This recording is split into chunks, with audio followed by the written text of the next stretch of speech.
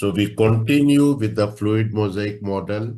We had earlier discussed the scientist Singer and Nicholson who discovered it.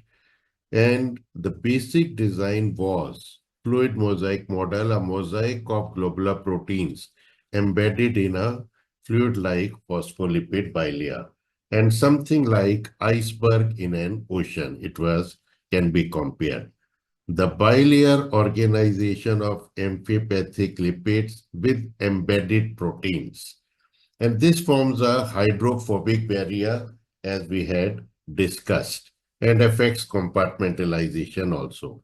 And the proteins, intrinsic or extrinsic, and carry out a number of important roles, carrier, enzyme, receptor, etc. Three properties which we will be discussing, the remaining three properties: asymmetry, fluid nature, and fragile nature. Asymmetry, you can see in this figure, oligosaccharide chain attached to a peripheral or the extrinsic protein. So don't you think that it is discriminating the outer leaflet from the inner leaflet? Because these oligosaccharides, they are present only in the extracellular phase, forming glycolipid or glycoprotein, never free, as we had discussed. So they are contributing to asymmetry.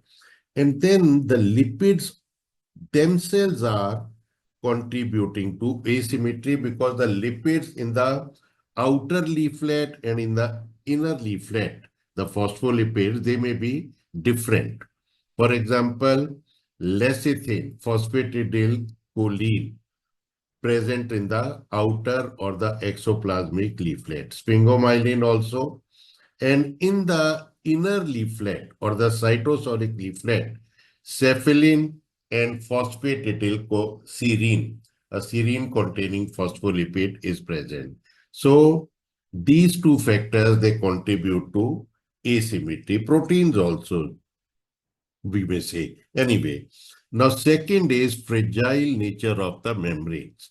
You see, all non-covalent structures are fragile, and the membrane lipid bilayer, as we had seen in the last class, they are non-covalent aggregates held together by hydrophobic interaction, the hydrophobic core, and they are disrupted by crystalline material. Three examples I'm going to see. Gout. Gout के अंदर sodium urate crystals, they damage the phagocytotic cell because sodium urate is a foreign body. Phagocytotic cell will try to ingest them, but the crystals of sodium urate will destroy the phagocytic cells, and that aggravates symptoms, severe pain in the gout. Sickle cell, HBS, it forms certain crystals which damage the RBC membrane. And that's responsible for sickle crisis. You will learn later on. And then frostbite jab hoti hai, the low temperature, ice crystal damage. So we have studied two properties, asymmetry and fragility. Now the third one, fluid nature. Last time also we mentioned that membrane static nahi hai, but it has got a fluid-like behavior, viscous liquid ki tarah. And the lipids, phospholipids, they show frequent lateral and rotatory movements. Just like जैसे किसी busy square के अंदर people are walking here or there, the lipid, they travel laterally very frequently. Rotatory movement also is very frequent within the same leaflet. But movement from one leaflet to another, the so-called transverse movement, is not possible. Reason very simple. Uske liye, ye hydrophilic head will have to break away from the surrounding water. Water के साथ ये bond होते हैं, electrostatic, उसको break करना होगा. And then it will have to dive through the hydrophobic carrier to reach this side. which is not possible. So fluid nature we have discussed, that is important for deformability and mitosis.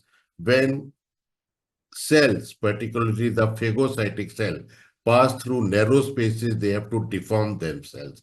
That is possible only because of fluid nature.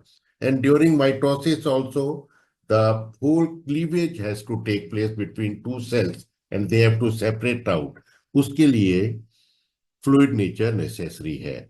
Temperature and composition of the membrane are two factors which influence membrane fluidity. Temperature increase करने से it becomes more fluid. There is a phase transition. Temperature उसके बाद बहुत ज्यादा fluidity बढ़ जाती है. Second, composition, nature and relative abundance of membrane constituents. I'll try to explain this point. You see, we had seen earlier, I had shown it like this, but both the, as if you know, both the hydrophobic chains, they are straight. But one of the chain, it has got unsaturated fatty acid. And wherever unsaturation is there, there is sharp bend in the chain, in the hydrophobic chain. And it is in this bend that the cholesterol molecule resides. So cholesterol resides here. In a way, you can say that the cholesterol intercalates, or usse the tight packing, very tight packing is prevented and the membrane becomes more fluid. So last time we had said that the cholesterol contributes to fluidity. Today we have tried to provide an explanation also.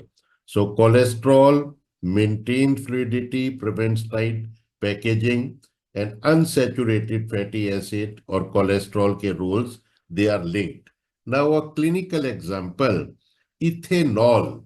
Alcoholics, they often feel from effect of alcohol, after effects of alcohol, because ethanol also intercalates between the hydrophobic, these things, and increases the membrane fluidity.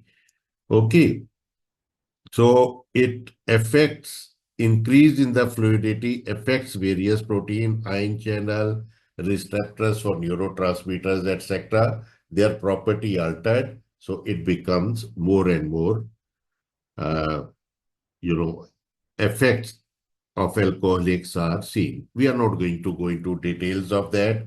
So we finish with it. Concluding sentence, all organisms, all membranes have got this iceberg in ocean proverbial, this design. Thank you so much.